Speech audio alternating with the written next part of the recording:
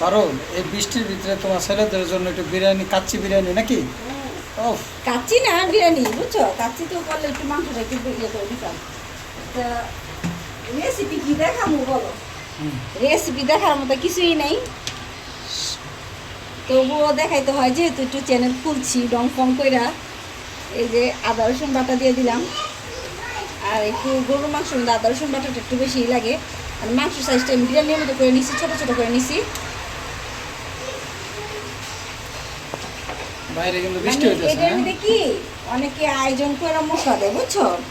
আমি কোনো আয়োজনই করব না, সামনে যা পামো এই বৃষ্টির মধ্যে। রাত বাজে কয়টা এখন? 9টার উপরে না? এখন খাবে ছেলেরা বিরিয়ানি।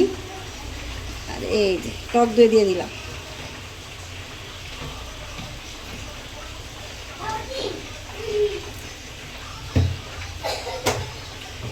আর এখানে আছে সব আইটেমের বাদাম, বুঝছো?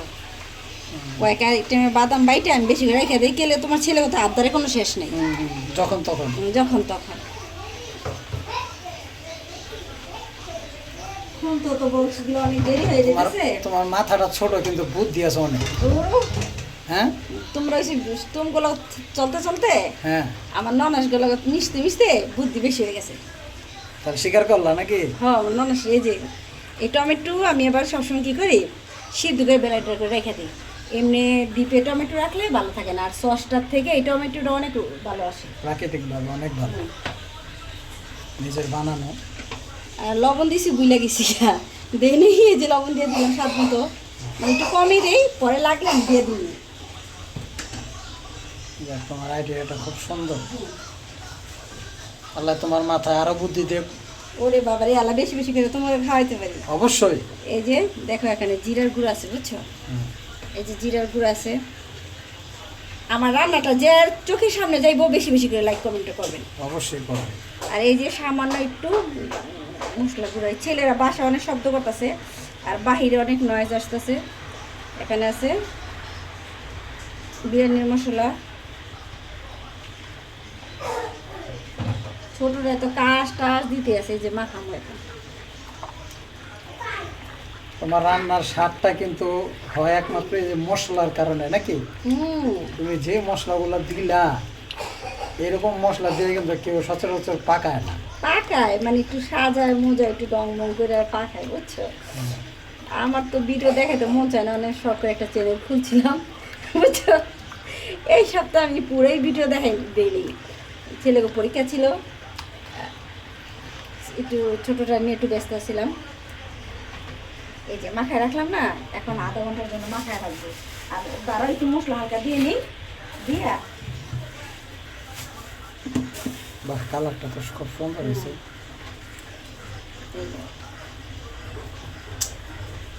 দেখতে দারচিনি মানে সামান্য ওই যে মশলা তো আমি দিয়েছি, বিরিয়ানির মশলা, বুঝছো? দুইটা ফ্লেভার আসার জন্য। জীবনে যেটা দাম পারলো না সেটা দিবা না? জীবনে দেখে তেজপাতা, অবশ্যই তেজপাতা, এই যে কি বলে এটা রে, এলাচ, এলাচ, লং, দারচিনি। এই যে দারচিনি। এখন যেটার জীবনে যা দাম না বাড়ছে তার নাম হচ্ছে তেজপাতা। তেজপাতা। বিরিয়ানি কি তেজপাতা লেগে রয়ে যায়? একজন মানুষ আমার এই কথাটা বলছিল, মানে আল্লাহ মাফ করে কোন বালা না, মানে এই তো তেজপাতা লেগে রয়ে যায় না, তেজপাতা ছাড়া চলো না।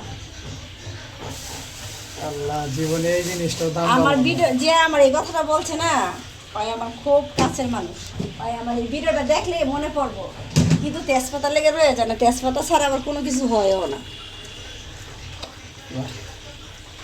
কথাটা কিন্তু সুন্দর লাগলো। এই যে দেখো, আরে তুমি কোথেকে এই কথাটা গেছে, এত আফসোস করেন না। আপনাকে ফ্যামিলির একজনই আমার কইছিল বিরিয়ানি কি তেজপাতা লেগে রয়ে যায়, মানে আমারে কইছিল। এই যে এখন আছে না, আধা ঘন্টার জন্য মাথায় রেখে দিই। আল্লাহ হাফেজ।